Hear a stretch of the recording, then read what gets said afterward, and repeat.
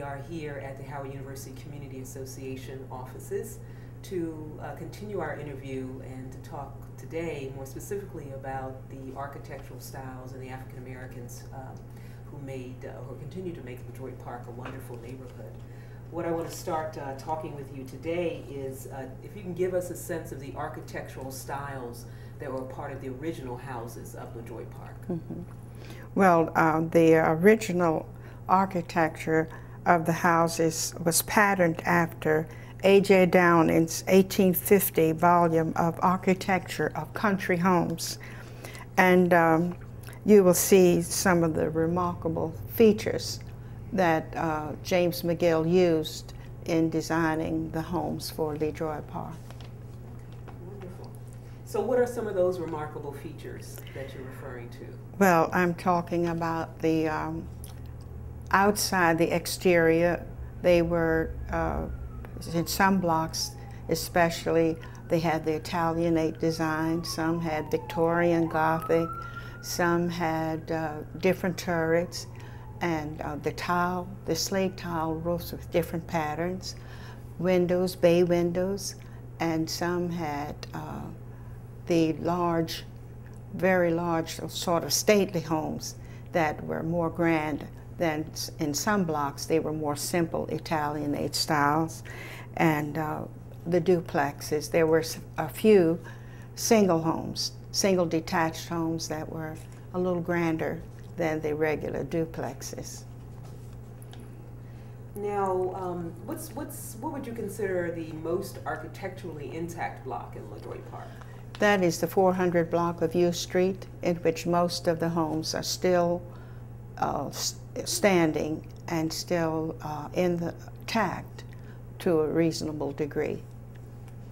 So the 400 block of T Street, so these are original homes that James McGill designed. In the 400 block of U Street, with the exception that that some of them may be a replacement of an original McGill home. Some were frames, some were brick and frames. And in this particular instance, it was not historically proven, but we felt that a James McGill home was torn down, and in the large lots, they had plenty of yard space. They built two duplexes there, which are still in extent there at, in the 400 block of U Street.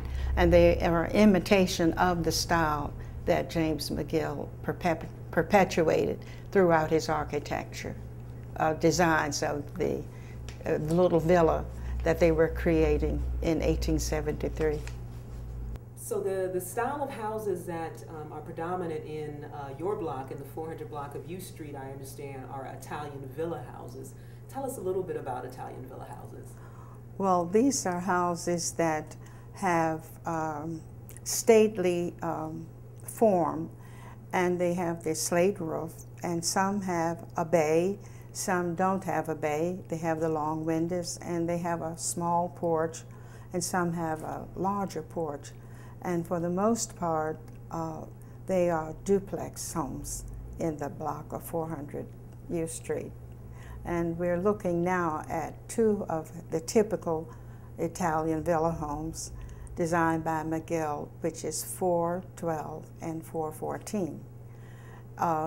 Years ago in 412 lived the Bradley family. Well, Mr. Monroe had Mrs. Monroe, his daughter, and his son, Ferdinand Bradley, and his wife resided in the house when I first moved in the block.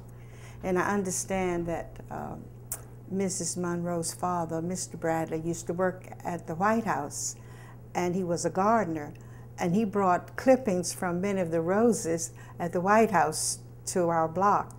And in several of the homes, they had the roses growing that were growing at the White House. In particular, Mr. Roy's house and their house and Dr. Wilkinson's house.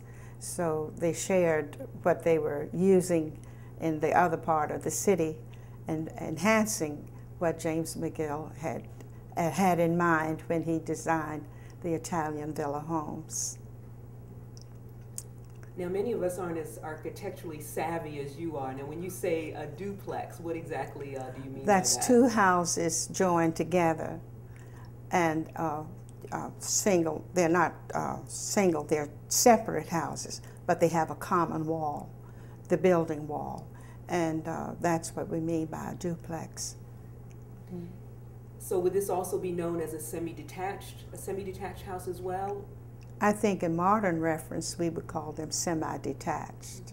Mm-hmm. Now, let's go on to another style. So we just talked about Italian villa style. Let's go to another style that is predominant in, or that we see quite a bit in LeDroit Park neighborhood, and that's the Second Empire style. Tell us a little bit about that. Well, in the Second Empire, you still have some of the beautiful assets of the Italian villa, but here you have a single home. It's not attached, and it's smaller. It's more like the rooms are not as tall, the length, the height. You don't have 14 feet from the floor to the top, but you still have some of the features. You have like a little turret there. You have the long windows, and most of them had shutters. And but today, the shutters, I guess, just aren't useful anymore. And you still have the tile roof, the different patterns. There was not a single roof that had the same pattern of the tiles in any of his styles, the Italian villa or the Empire style. But in the Empire style, you see a larger porch, and you see that it's really looking like a modern home today. It doesn't have a feature of aging, but today it's not here anymore. It's the Bethune dormitory for Howard University. That's right. Well, yeah, one of the best examples of that, right, that no longer exists anymore, Right. is James McGill's former home, Right. on corner 4th and Bryant. Right. One of the things also that I want us to talk about as well is to look at this residence and to talk about later on in terms of the 1920s and 30s and 40s why it was also an important place. And I understand that this was also a place that entertainers who would perform at the Howard Theater would come and live. Yes. or stay. Or this is 525 T Street. And this house, as it was standing in 1973, was in disrepair. The queen of that house was a lady named Edwina. It was a rooming house, and she had enough room and space in there to accommodate the performers who came to the Howard Theater. And many of the performers came there because the blacks could not go to the hotels downtown. But it said that Artie Shaw and some people like him decided they wanted to be over at Edwina's, and they'd room there because after hours they would have a jam session.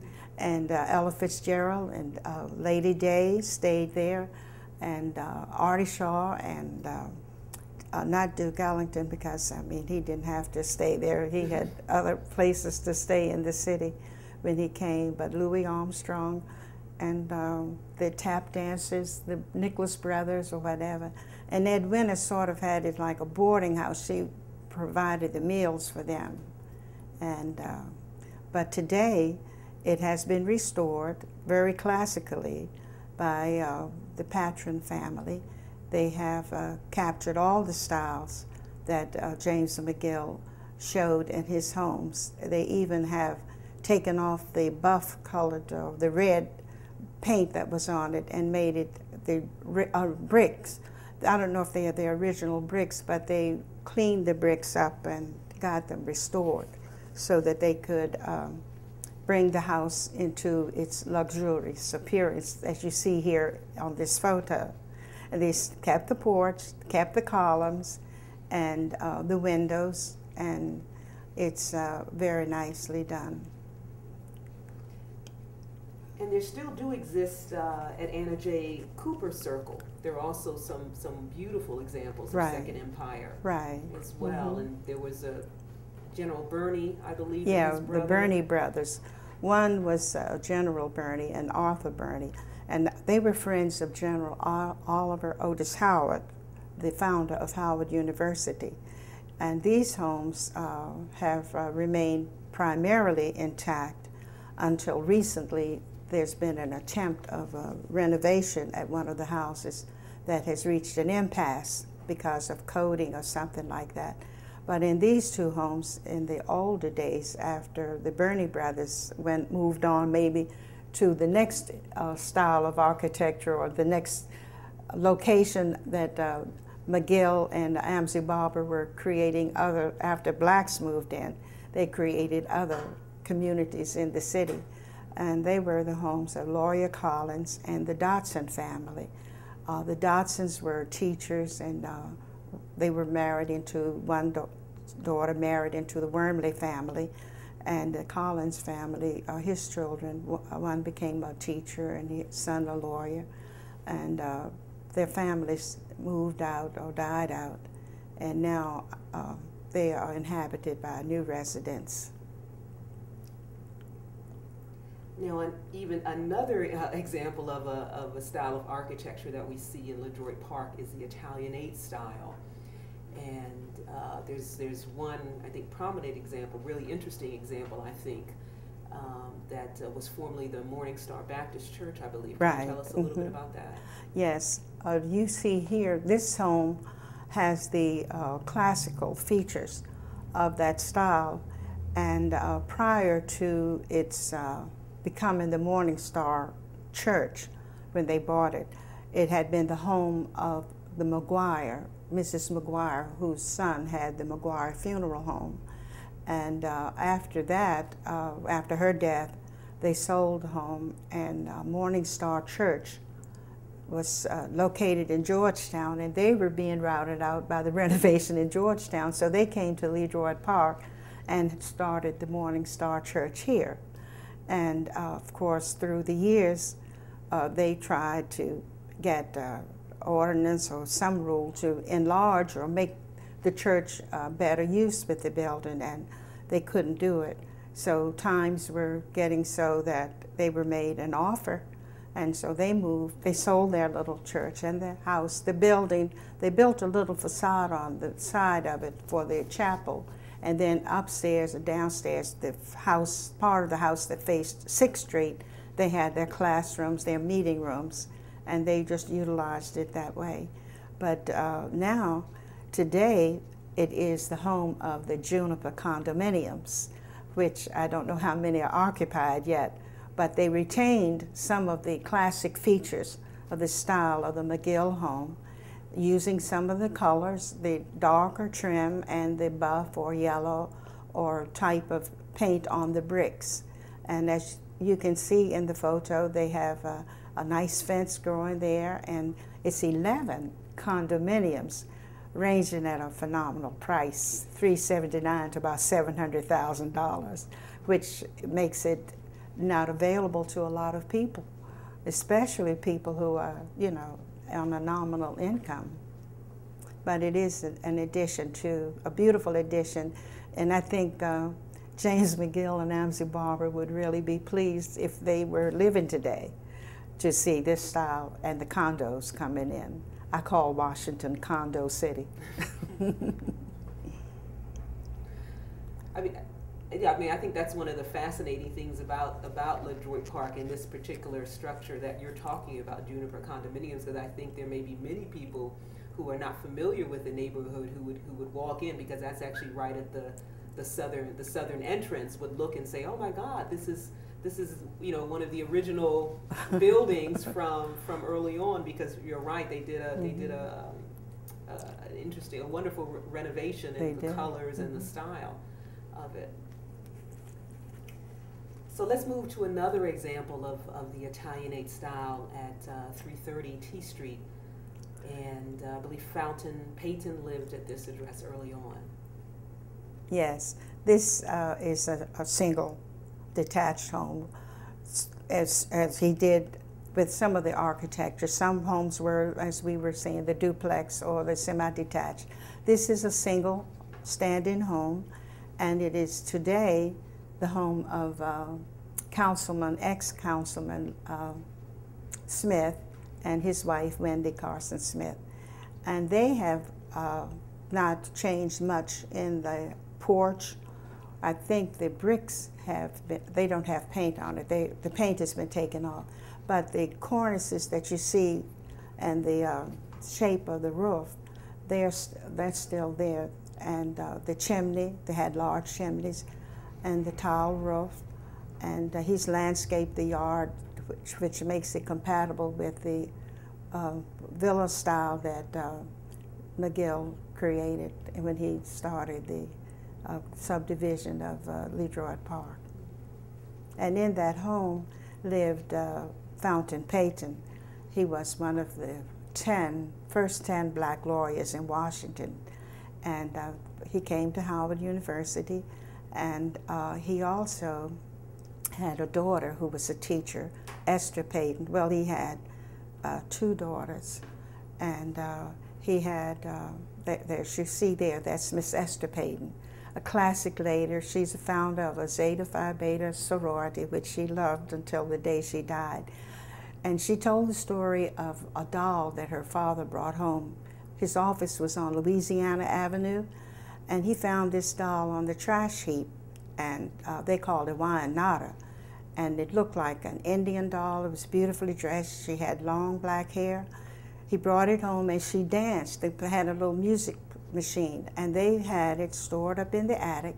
And when we started the historic research, she brought down Wyandotte, and she talked to Howard University, and they thought it was a value in the doll, so they researched it and found out the doll came from Paris. And they brought the doll up here, and I don't know how, but they spent the money to restore the doll. And Wyandotte is, I think, in the library. And when she was completed, and they had her in a glass case, so to preserve her, Miss Peyton gave a party, and we all came to the party, to the christening of Wyandotte. And she always loved that story of her doll and loved Howard University. That was her alma mater. And so it was really one of the nice deeds that she did. That's a wonderful story about Mrs. Peyton. What's the general time period when the doll was restored? And well, it was in between, let's see, 73 we started. Maybe it was between 74 or 5 or 6. About 78, I think that it was several years before they finished the doll and had the party to christen her. And now let's move on to another example of an architectural style in LeDroit Park, and that's Victorian Gothic. And so I believe on the 500 block of T Street, there's some wonderful examples of Victorian Gothic houses. The house you see here at 517 has the classic Gothic style. You can see it's the almost like church, the way the roof comes in the V, and then on the side you see the beautiful patterns of the tiles. And you see the window with like a little iron grill around it. And again, it's not the bay window, but it's a projection of the house and a side entrance. And of course, modern awnings have been put on the house. But at the time that, I don't know who lived here when McGill had the house, but for years, Dr. Foster, a dentist, and his family, and his daughter, Carol Sidney Foster, is an actress. He had another daughter that lives in Norway, and one son is a photographer in New York, and the other son is a lawyer. So they contributed a lot to the community, and his office was in the restored Dunbar Building at 7th and T for years. And the restored building you're referring to at 7th and T, that was a former movie theater. Yes, the Dunbar Theater, and upstairs they had offices like the Southern Aid Insurance Office, Dr. Foster's office, and club rooms for club meetings and things like that. And today it's a condo, Wachovia Bank. So it's brought back to life in the community. Now let's go on to some more examples of the Victorian Gothic style. I believe there are one or two on 3rd Street. This house on 3rd Street is at 3rd and U, and it's one of the larger homes. And it does have the classic feature of that style, and the post on the porch, you have the little decorations for your columns on the porch. And it was larger and had the carriage house, the stable house that is still there. And it was more intact 30 years ago than it is today, and that was one of the features. And when we were exploring, the upper level of the carriage house had hay in it that the horses had. And there was a watchman that would stay upstairs in the stable, watching out for the horses or whatever. And that was called the Scott Smith House, I believe. And I think Mr. Scott had something to do with like coal or some utility things. And there you can see the picture of the stable that is still attached to the house. Do you see many other examples of carriage houses in LeDroit Park? Yes, in the one that was at 525 U Street, there was a carriage house back there. And notice how they incorporated in the carriage houses some of the features of the homes. And if you look, you would even see the little turret that's and a little spindle on the house. And it's really, and you see some in Georgetown that are similar. And the carriage houses and also similar to some of that style of architecture. There is the picture of the carriage house behind 525 U Street. Of course, at that time, it was debris filled and was not, the whole place was not in use. And, but today, they've added on to the carriage house, and I think they have them for living purposes. People can live in them. And so that made it useful, the restoration of the house at 525 T Street. Some of the earlier residents might find that comical that the carriage house that used to be for horses are now where people are living. Want to live in. Except the little house on U Street, I don't know what happened, but in the original plan of someone that bought the house, they wanted to attempt to restore it, but it fell through. And at one time, that large house was used by Catholic Charities as a home for young boys. But they moved on, and then the veterans had a home there, and then a couple bought it years later that attempted to start restoration of it. But the carriage house is just gone now. It's almost really ready to say goodbye. But on T Street, with the carriage houses being restored, and people living there, I can imagine the older people who first came there never thought that people would want to live in a carriage house today and decorate it and use it for a home. So let's move on to another example of an architectural style, and that would be a Queen Anne brick style. And so that's one of the styles that we see. And let's look at 421 T Street Northwest. That was a former nursing home, and I believe it was a famous person who was believed to have stayed there. Now this was one of the large, very large single homes that the McGills built. You have your bay windows upstairs, you have your porch, your large side porch, you have your 3rd floor with the windows in it, and often you could get up on the 3rd floor and look out and see the vista of the city. It was like a panorama. And have the large chimney, and this house had the bricks not painted. They were unpainted. But when it was the Ida Smith nursing home, it was said that Paul Robeson used to suffer from depression, and he spent quite a few months there recuperating from one of his depression attacks. And Miss Ida Smith Taylor was very friendly with the Bullock family. She and one of the Bullock sisters were very club women, and she also was a church woman, and she resided in the home, in her home, as a nursing home, and it stayed a nursing home until her death. And then Florida Avenue, a group of ladies from Florida Avenue purchased the home. They wanted to continue having a home, a residential home for older people or people who didn't have a home to go to, but they never could get easement plans or never could get the loan or anything. So about 15 years or more ago, they sold it to James Roberts and Alan Rogers, and they have done some renovation to the home, in particular making it like into a they have individual apartments within the home, and they are living there today.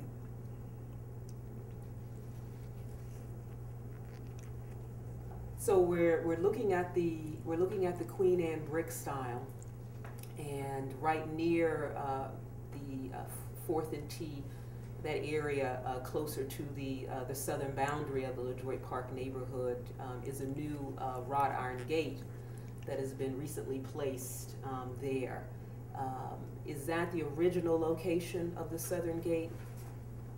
Possibly so, but the gate was different from this style, and I never saw the gate, but I think it was more slanted. This is standing this way, but the gates would have been more across because you were keeping people out from the entrance, and they had a gatekeeper there that worked there. The second gate at 2nd and Florida Avenue, they also had a gate there, and this was the first gated community, I would say. But it's still a beautiful gate, and it gives an aura to the community. But the gates have a sad history because they were keeping out people. And then on the back side of LeDroit Park, they had a gate separating LeDroit Park from Howardtown, where many of the freed slaves had little camp homes there. And also they had the beginning of a hospital for the freed slaves called Freedman's Hospital. And they were keeping out also the students from Howard, because the only access street in LeDroit Park was 4th Street. And 4th Street ran from Macmillan Reservoir all the way down to Florida Avenue.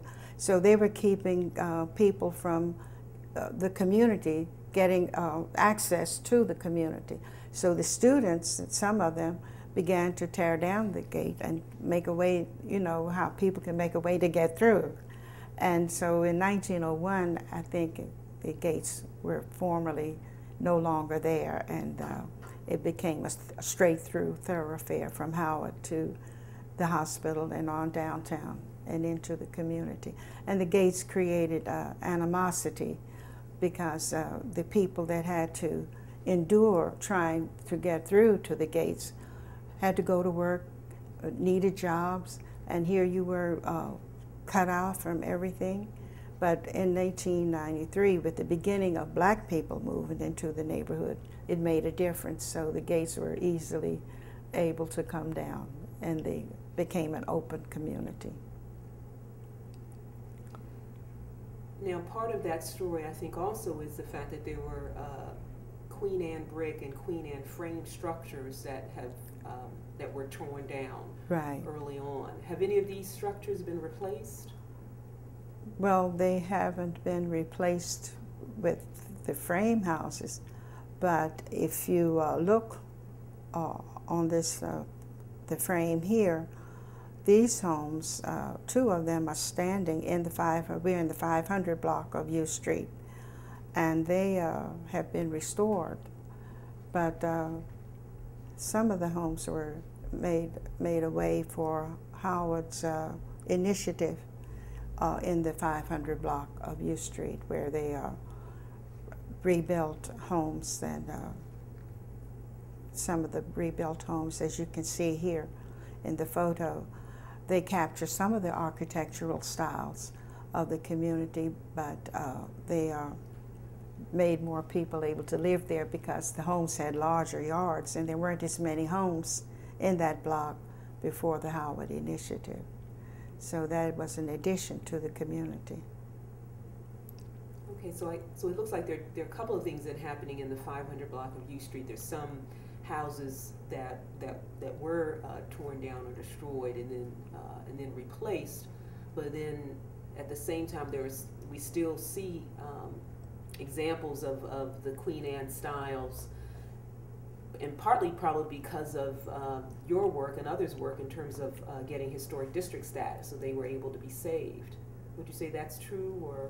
I would say not my initiative, but that Howard University came in to the community and worked with the community and saving some of the houses, and also where we had the vacant lots, restoring and building homes in the vacant lots and making it a more livelier place and to accommodate more people being able to come in the community also. And these two homes now are the original homes that are being restored, and the paint, the blue paint might not have been a McGill style, but the original architecture outline of the homes is still there. And so that was good that they could. It was an older man, Mr. Harris, that had one house on the side. He just would not sell to anyone. I think the only way they got it restored was evidently he passed or he conceded to have the house renovated. And now those two houses have been restored from the original. Now let's move on to yet another style that we see in the LeDroit Park neighborhood, and that's the Renaissance revival style. And I believe we do have examples of that, and believe it's on Elm Street that we see that style really flowering. It's more European looking. If you look at it, you see the three-story brick, and some have stone front, and they're adjoining adjoining homes. Well, this style also was, I would say, less common, but it also was not in keeping with the style of architecture that McGill had in mind, because here you have room for more people to be side by side. And in the original plan, everybody was to have a lot of space. It was to be spacious. But this is classic, and it's also in a stage of revival. And some of the homes have been restored through Howard University. And also a young man named Lou Chapman had an initiative that he was able to get some money to help the people restore the homes and make them more livable. And as you can see, they're right on the streets. And this reminds me more of Europe, where you go by, you don't see a front yard. You don't see anything but that little stoop to go in and out of the house. And so that adds an aura to the whole community, the different styles of architecture, just to make it a unique place to be. It's small, but yet it seems large in scope. Mm-hmm. And also what we see on Elm Street as well is a Spanish revival style as well. And this is in the 300 block, which also, as you say, the revival, the Spanish revival. Again, you think you're almost in Paris or somewhere. You see the house in the middle, the red brick. It has its own aura about it. And then they were painted, some were painted, different colors. They didn't follow the color scheme that McGill had started out, the buff and the tan, or the dark brown or the dark green. So one of the other styles that we see in LeDroit Park is the Chateau-esque style. And that style we see on the 1900 block of 6th Street Northwest. Can you tell us about that? Well, we have two types of architecture on 6th Street, and the Chateau style, again, it shows the upper bay, and then the lower floor, the first floor is entrance right from the street. There's no porch, but you have your bay window on the second story, and you have your different types of roof styles or decorations that make it unique. And this also was a classic block, because in this block at one time lived Dr. Eva B. Dykes, one of the first black women to get a PhD degree, and Edward Cooper, who had a newspaper in the late 1890s or so, had called The Colored American. He lived in the 1900 block of 6th Street also. And a minister lived there, and on the other side of the street, as I told you before, you had the beautiful McGill home that had been the McGuire home, because of, and these homes were later. They were later than the original homes. You've done an absolutely wonderful job of laying out all the different architectural styles and the differences and the unique features of all these styles. Now I want to move to looking at the range of African Americans who lived in this neighborhood starting in the late 19th century that also helped to make it a historic district as well. Who, to your knowledge, was the first African American resident of LeDroit Park? The first African American resident that purchased a home in LeDroit Park was Octavius Williams. He was a barber at the Capitol.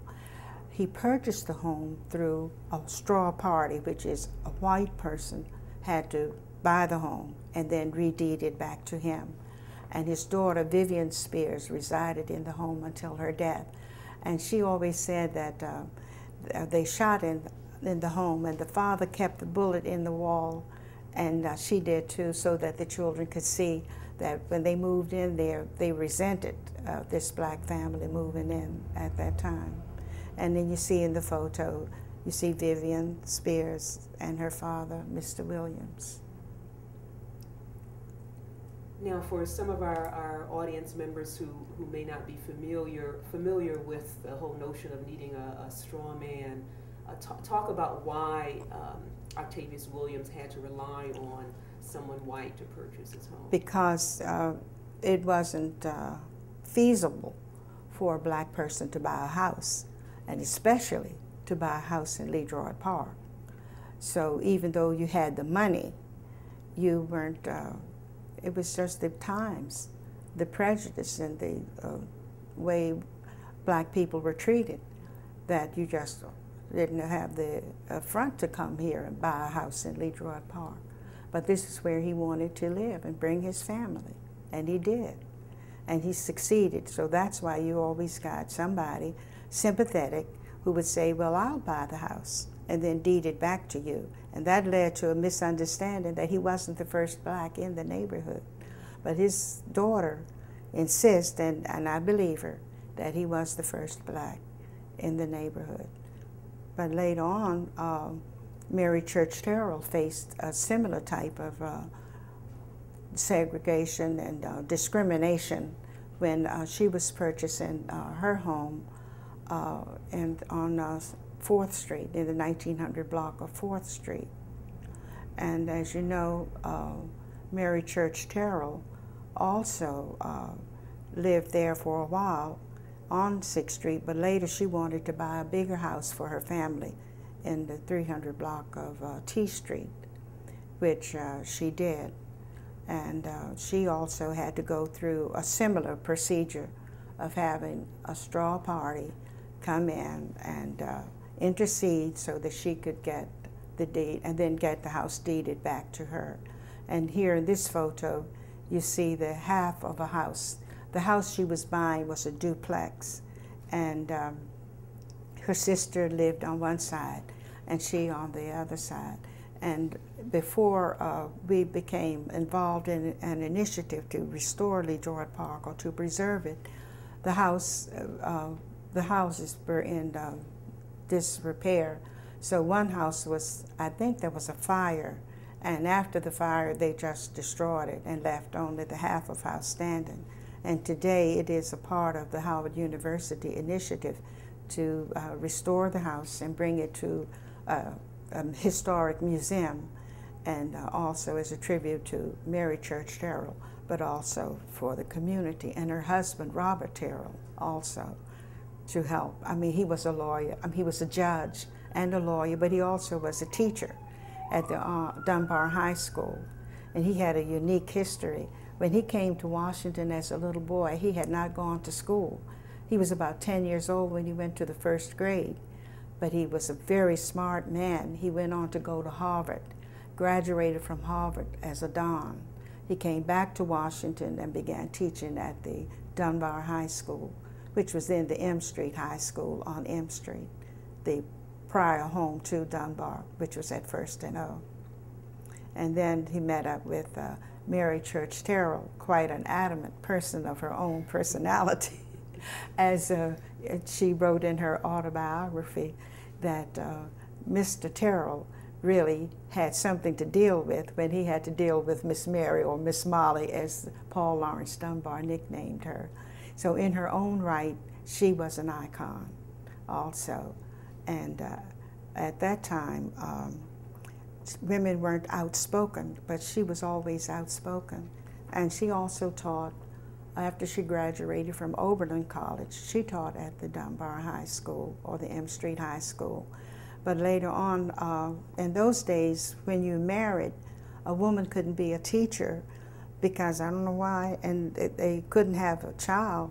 You had to retire. If you had a child, you had to go home and stay, or whatever. And so many women remained misses for just all their lives in order to hold the job.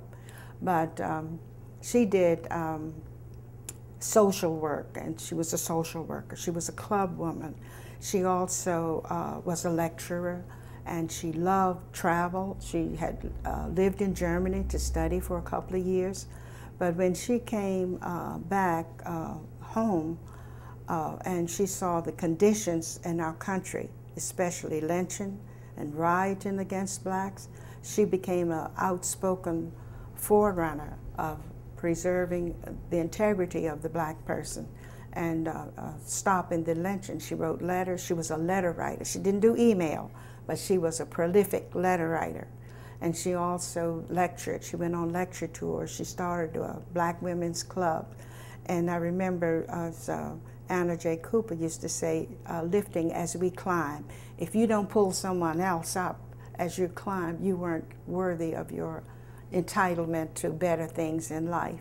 And one of her unique features was that she felt there should be a woman on the Board of Education, because mothers were sending the children to school. Mothers were the forefront of the education. The first teacher of your child is your mother. So she went to the Board of Education to say to the three-man commissioners that she wanted to support a lady named Betty Francis to be on the Board of Education. At that time, there was Fountain Peyton, a black man on the Board of Education. She pleaded so beautifully that later on that evening, the commissioner came to her house and said, Miss Terrell, we don't want Miss Francis, we want you to be on the Board of Education. So there she started, about 12 years, working on the Board of Education for the DC public schools, trying to break down the barriers of the colored school section from the white school, and the white schools had more things than the colored schools did, and also hiring competent teachers, which there was not a problem in the black schools, because most of our people that had an education didn't have any other job field to come to. So they gravitated to Washington to teach at Dunbar High School and Armstrong High School or Cardozo, and it was just one of the things one job opening that we could look forward to. But she also made openings in the government. She worked in the government one time, and there was a separate bathroom for women, And you didn't eat where the other people would eat. And she got so mad, she quit that job. She said, I'm not going to. But she wrote a letter to the president and let him know that this was not right, this was not American, that you had separate toilets. We were doing the same work. In fact, they worked harder than some of the white women did. And white women came into the office, soon were a supervisor. Black women or men stayed in one position from the day you came until the day you retired. And she fought against things like that. And later on in her life, she became a forerunner of ending the discrimination in restaurants and accommodations in Washington, D.C. And she was known throughout the land for her work in that field, as well as her accomplishments in writing, lecturing, and fighting for the rights of everybody. And though she looked like a Caucasian person herself, she was totally committed to uplifting the black people and her race.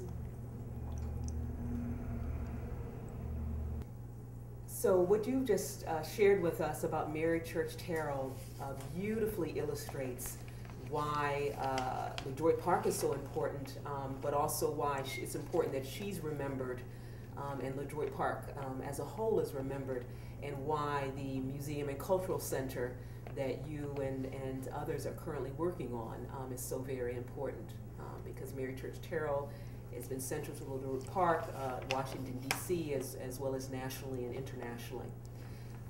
What I want to do now is to have us go back a little bit to Octavius Williams, the first known black resident, and look at his house, which is an example of a Washington row house. This example of a typical Washington row house, it was not built, I'm sure, in 1873 or 1876, but it's a later building in the LeDroit Park community. But that's a typical three-story Washington row house, and it's on my right. It's the one painted white with the green trim. It has the iron steps, and you had, in those days, you had a kitchen and a dining room on that lower floor. The upper floor was front and back parlor. The third floor was the living quarters, the bedroom quarters. Also, while we are in that block, there are some other, this is on my right, and on my left, there are other styles of architecture and people who lived there of prominent note. And one in particular was the Christian Fleetwood family, which was living at 319 U Street in a typical semi-detached home. He was a Civil War veteran and also a Medal of Honor winner at the Battle of Bull Run at Chaffin's Farm. When they were under fire, he carried the flag, the United States flag, to safety. He didn't let his country down by dropping the flag, and he was always proud of that. He also started the first cadet corps in the Dunbar, Armstrong, and Cardozo high schools, and that was units of young men learning of a junior, ROTC, which it is today, but it was called the Cadet Corps.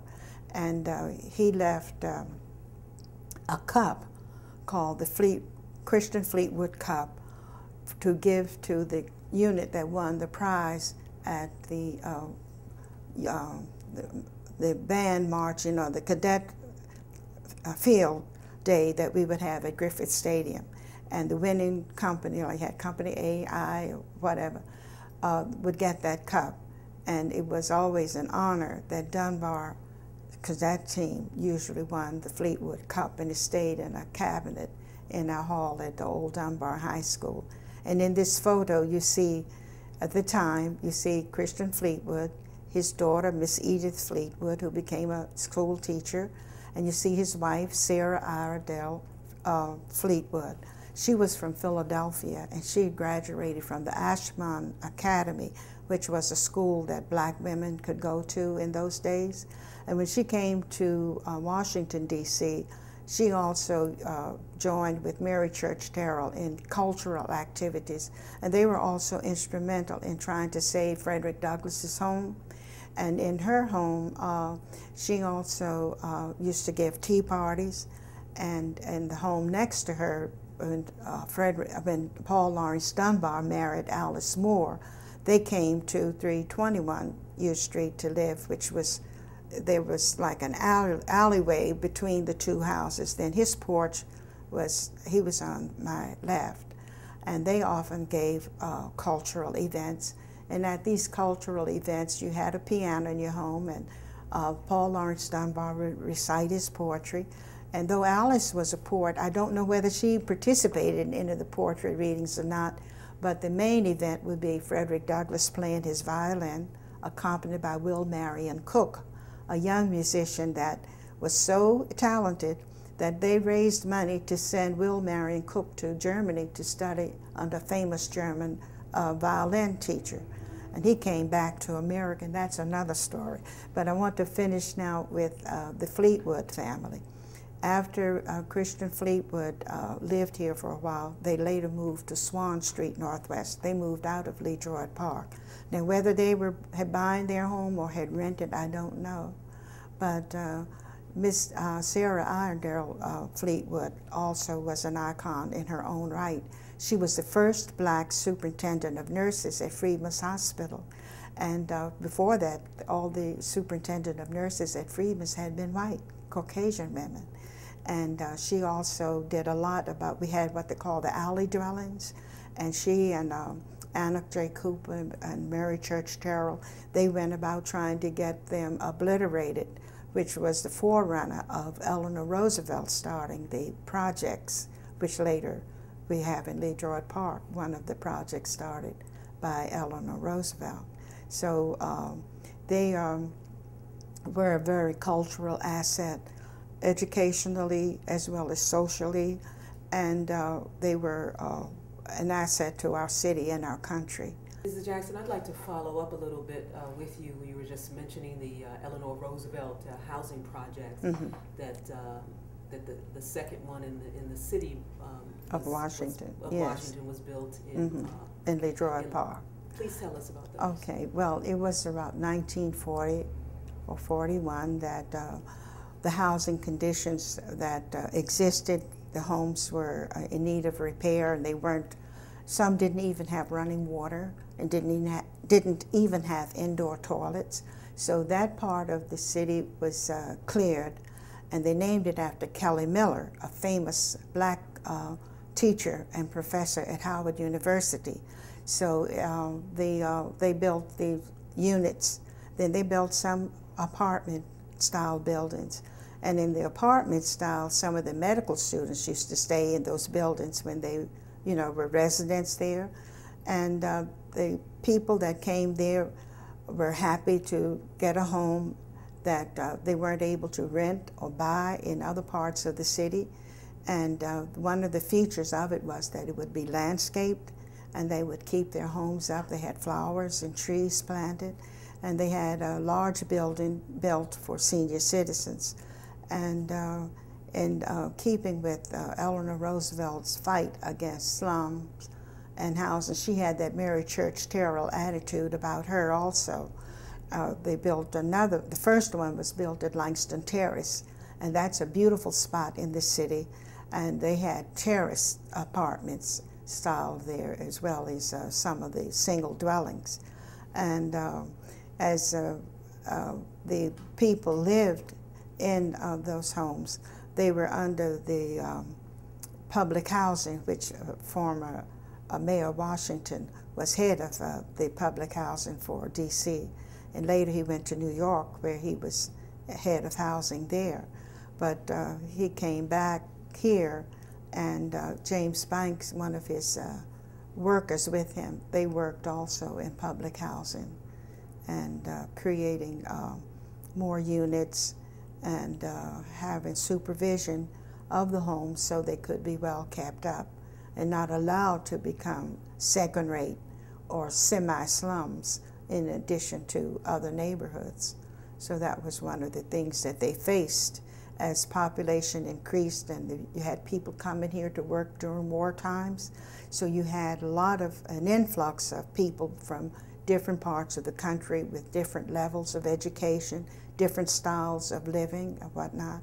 So it made a change in the character of LeDroit Park. So there are a couple of things here then. First, that you referred to Legs Terrace, which is in Northeast on, yes. off Benning Road.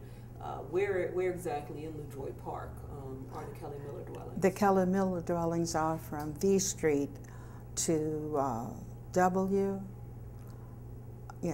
Street, from 4th Street over to 2nd Street in that general area. And they have some apartment buildings on V Street. As I said, the senior citizens home at 4th and W Street. And then you have your little row houses, which are unique today because they really are an addition. They've been painted and make an asset to the city. And they that's on my right, going up 4th Street. On my left, you have a big apartment building. And they're also adjacent to Howard University, which is an icon in our neighborhood also because we use it for the medical resources there, and the clinics and the doctors and the staff that are there to take care of the people in our neighborhood, and also for training and for jobs. Howard is one of our biggest employees in the city for us, aside from Walter Reed as a hospital institution.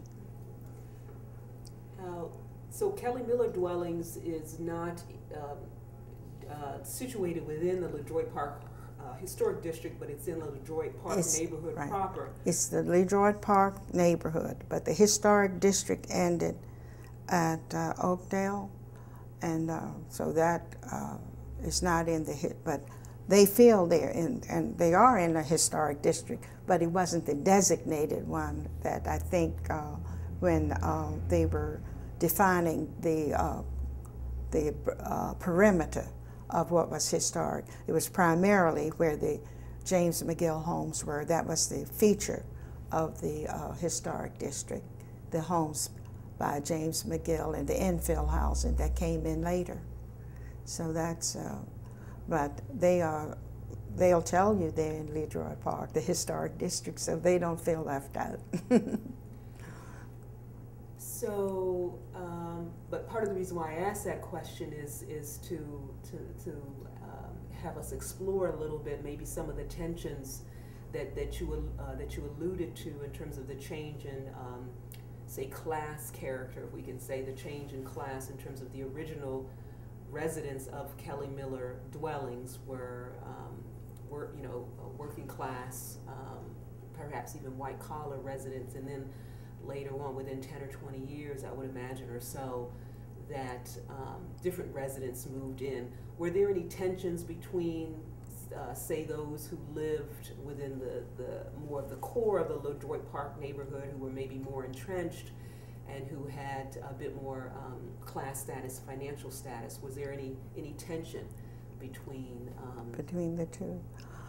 As the residents, the tenure of the residents changed, we began to bring in, the housing authority began to give housing rights to another generation of young people that we had, the young mother that was on welfare or community public assistance as called.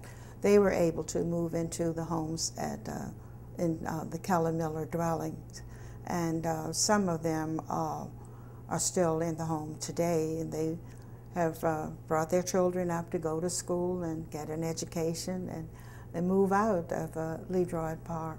But for the most part, those who have lived there, they have fond memories of the days that they lived there, and they have a community picnic every summer called the LeDroit Park Picnic, where the residents gather and they come back, and many of them have succeeded in life and some have fallen by the wayside.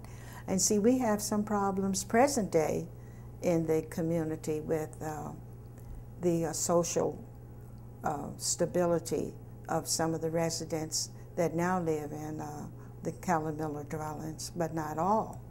So it's the character of the United States of America. We have the up and we have the down, and we just take the good with whatever we have. And so as long as we have a community, everybody, it's an open community now, everyone is welcome.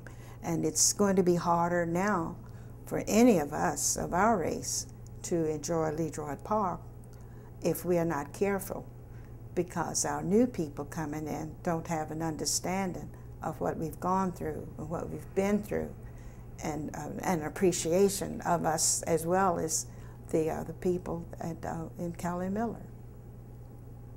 And that's why you know, we're talking with you today, and that's why you're so important, and your legacy and your memory and your history is so important. So to make sure that you know, new residents coming in know that they're coming into a place that has its own history and has its own significance. And one of the things that I love about LeDroit Park, and that I've done some reading about, is that it had its own sense of culture, its own sense of flair. And I think you shared with us a wonderful photograph that beautifully illustrates the fashionistas of LeDroit Park in the early to mid 20th century. I'm sorry I don't know the names of the ladies. When Mr. Cuny gave me this photo, his mother is in the second row on my right. She's the fourth lady, standing with her little hands on her hip, and she has that pompadour style hair. This is her club, and they were some of the prominent women. They may have been the Warings and the Wormleys, or some of the Dr. Shadd or someone, the wives of some of the famous doctors, Dr. Curtis, Dr. Syphax or whatnot. But this possibly was one of their teas or a fancy event, and they had Scurlock make this photo of them. And as you can see how they're dressed, this was a proper attire. They're seated properly, legs crossed correctly, and standing. I don't know what the hands on the hip meant, but maybe that means I'm a lady. And this is, in fact, a photo of the ladies' club right. of LeDroit Park, yes. taken by Addison Scurlock, a famous photographer. Mm-hmm. Now let's go to another important person. We talked about Mary Church Terrell, and one of her contemporaries during at least the first half of the 20th century was Anna Julia Cooper, yes, who lived at 201 T Street. Tell us about her. Well, she's on the, after you go past the circle, which has been named in her honor, we come to her single-style home. This is one of the grander homes that James McGill built. And in this home, she made some renovations. She added a veranda and a little style home there, addition to her home, which she used as an office for the Fralin Houston University, which she had in her home, which was a school to train people coming from the South who didn't have an educational opportunity. Many ministers went there, and she taught religion, math, English, French, Latin, history, and she never could get her school accredited. She also worked with a Dr. and Mrs. Lawson, who were some of the founders of the Fralin Houston. Now, where she got the Fralin Houston name for it, I don't know, but we once had a senator of Fralin Houston from New Jersey, but I don't know, but she was classically trained. She began her life as a child of a slave mother and a slave father in Raleigh, North Carolina. When she was 9 years old, she had learned to read and was a teacher in her home community, teaching people how to read. At the age of 18, she married a Dr. George Cooper, and she was teaching at the college at that time. She was just that advanced, and she was widowed within 2 or 3 years of her marriage. And from there, she decided to go to Oberlin University in Ohio. And while there, she was in the class with Mary Church Terrell and several other black women. There were 4 black women at that time at Oberlin. And she also was a teacher while there. She was excelling in math. She taught math. And of course, when she graduated, where did she come? To Washington, D.C. to teach at the Dunbar High School. And she bought this home, I think it was about 1902. After she bought the home, her nephew or her sister died and left 5 children. She brought her nephew here and the 5 children to live with her in this house. So she had plenty of room. She had her school there. She had room for her nieces and nephews. And they lived there until the present time when it was bought from some of the ancestors recently by a real estate guy. But while she was there at her school, she also was a member of St. George's Church. And she had an big iron fence around her yard. And when the war came, she had her fence torn down to donate the iron for the war effort. But she went to church every morning. I mean, she had church every morning. Her niece said she prayed out of her prayer book every morning. And she lived in the home until she died. But prior to that, she became an impetus for me because at the age of 66, she received her doctorate degree from Sorbonne University in Paris. And she told about how hard it was to study at Paris and be here. She had a mentor at Catholic University who mentored some of her work, and she had to go to France, I think, for the last part of getting her degree, to live there, to be in residence there and get her degree. And she wrote a book called The Pilgrimage of Charlemagne, and she also had her thesis. And she came back here to Dunbar High School. She was for a time principal of the Dunbar High School, the second woman principal. The first one was a Mrs. Patterson. But the city was very adverse to a woman having that job because that was supposed to be a job for a man. And I think she was principal only a couple of years. She got disgusted and went to Missouri, Jefferson, Missouri, where she taught for a while, but eventually she came back to D.C., and I think that time she came back to live in this house with, taking in her nephew and his 5 children in her home. And in the meantime, she came back to teaching Latin. She also had a social club. She worked social work, and they were obliterating alley dwelling housing, which was a problem in Washington, and that was what Eleanor Roosevelt was focusing on. Get rid of these alley dwellings, get people out of the alley dwellings. They were not healthy for them to live in. They didn't have plumbing, they didn't have fire, they were fire traps, really.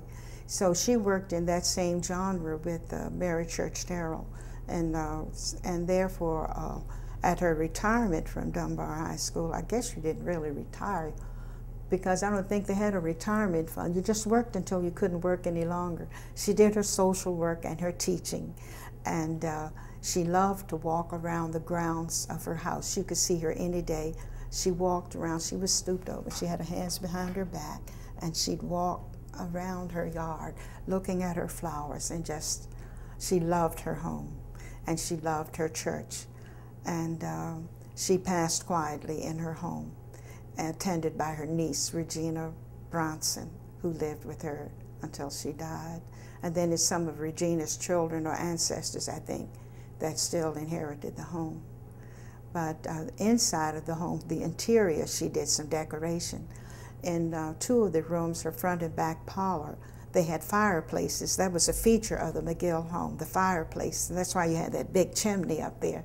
She had tiles depicting scenes from Shakespearean plays placed around the part of the fireplace before you go into where you make the fire. And that was a beautiful asset. And the day that Regina let me look at the house, some of the tiles were missing.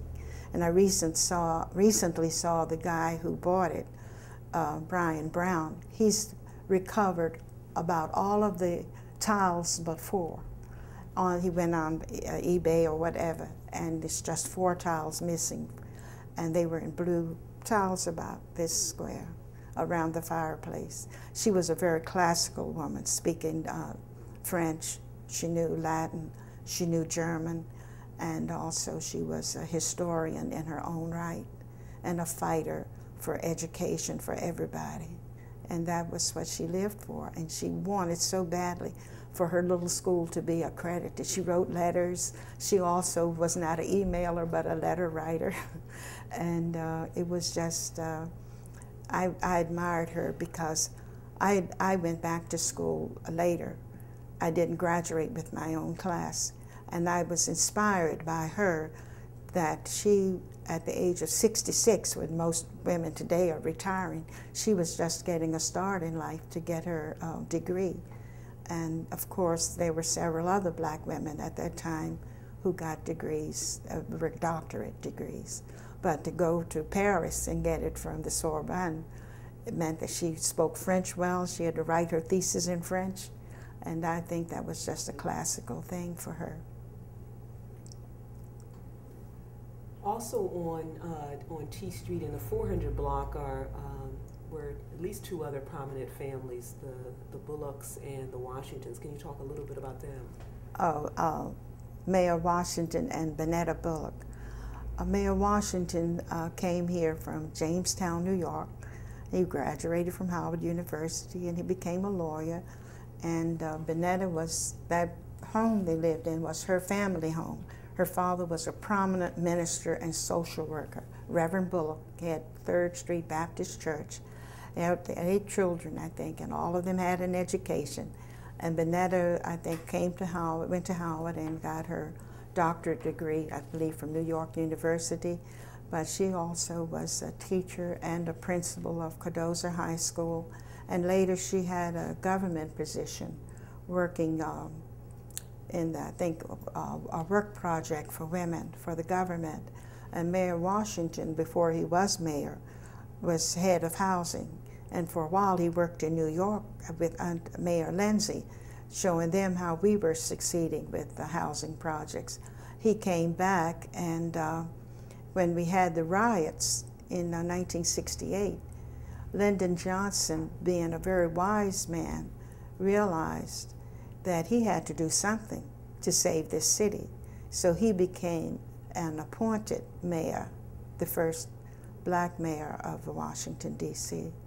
And he saved the city the night of the riots, stayed up all night, calling things, corralling things. Our city was burning. Our own neighborhood was almost on fire. Right there at 7th and Florida Avenue, buildings burned to the ground.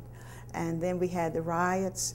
We had the looting of the things, but he held the city together. And we had people such as Stokely Carmichael, who was a rabble rouser. And when we had the riots, I remember telling my daughter, I said, don't you follow Stokely Carmichael downtown. You go to McKinley High School and you stay in your classroom. She comes home and a can of tear gas had been thrown at her feet. So she got back home safely, but her father almost had a fit. But anyway, Mayor Washington served a term, and then he became an elected mayor and was replaced by Marion Barry after his term of office was over. And this is, on my right, is the Bullock residence. This is not a James McGill house. It's a different style of architecture. And the smaller house on this side was a typical little infill row house that was built in between some of the James McGill homes that are in that 400 block of T Street. And this home today is a part of Howard University. And you can see now the later addition of the smaller infill housing, an annex to the home of Mayor Washington, and he later remarried Mary Burke, and she's his widow, surviving him now. And the street has been named Walter Washington Way in his honor. So Washington and his wife, their house is 408, 410. Yes, originally 408, and they annexed 410, and in it he had his memorabilia and his collection of all the medals and honors that he had received. It was like a little addition to the big 3-story house, which some of the Bullock relatives resided there. Her 2 brothers lived there, and her sister Portia, who was a teacher and a social worker. She was a friend of Ida Smith Taylor, who had the nursing home on, at 421 T Street.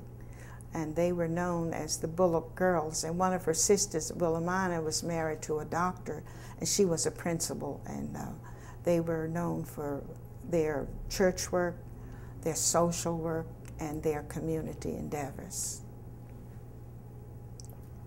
So the house right next door to the Washington home at 412 T Street was where Ernest Everett Just lived. At 412, yes. What can you tell us about Well, Dr. Ernest Everett Just was a zoologist, biologist, a professor at Howard.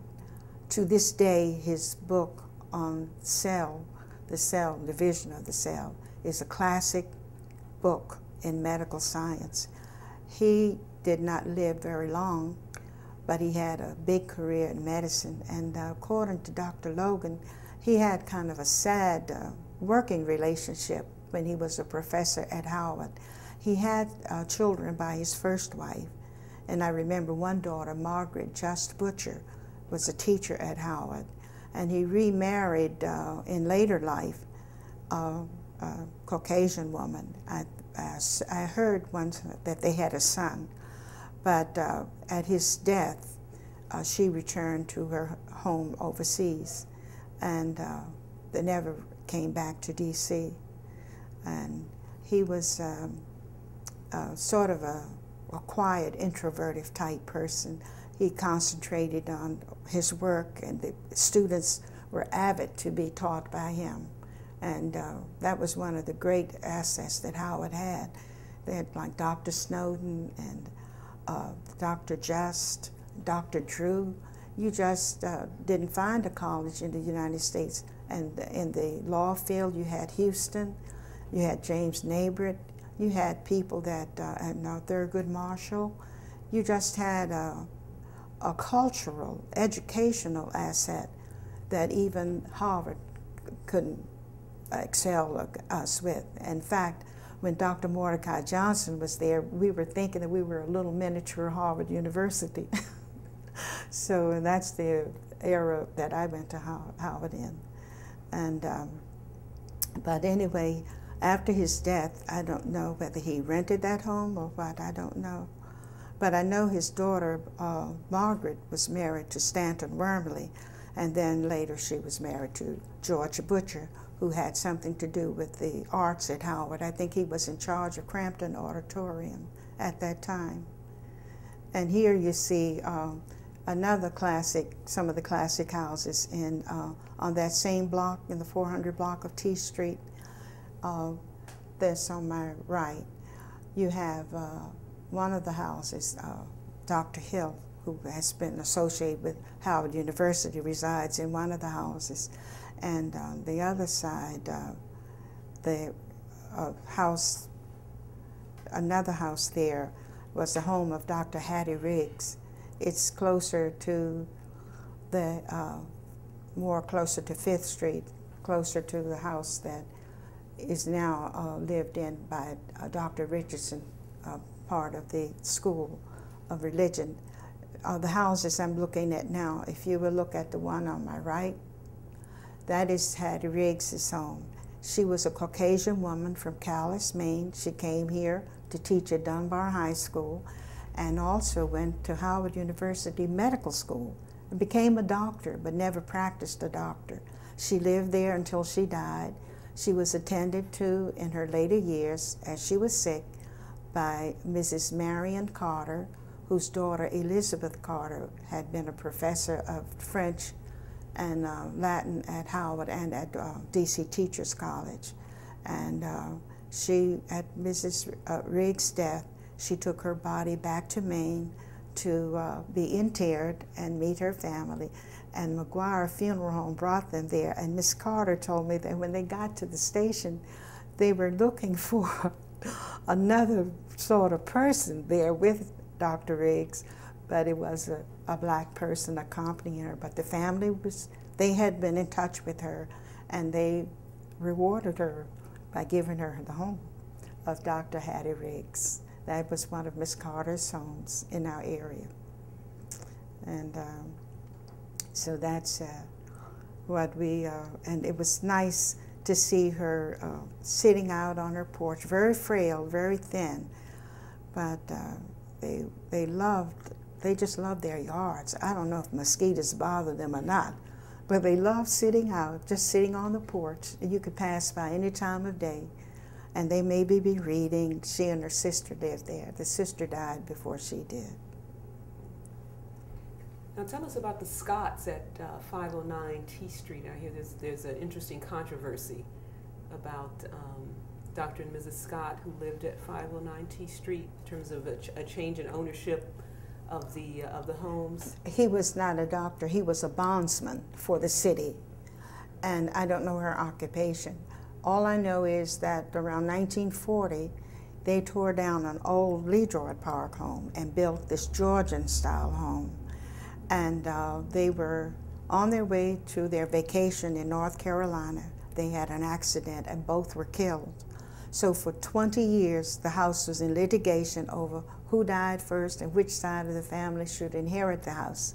And the next thing I know, graciously, there's someone to live and bring the house back to life, a Mrs. Powell. And she was quite an age when she came there to live in the house. That was the bondsman's house. And as you can see, he incorporated some of the assets of the LeDroit Park style, his dormer windows, his tile roof, and of course the little bay window for the dining room, and it had more modern things, had a garage and a basement, a full basement, so it made it a very beautiful home. And people always looked at it as an asset in LeDroit Park. We didn't think that we should tear our homes down and rebuild it, but you were glad to see a pretty modern home.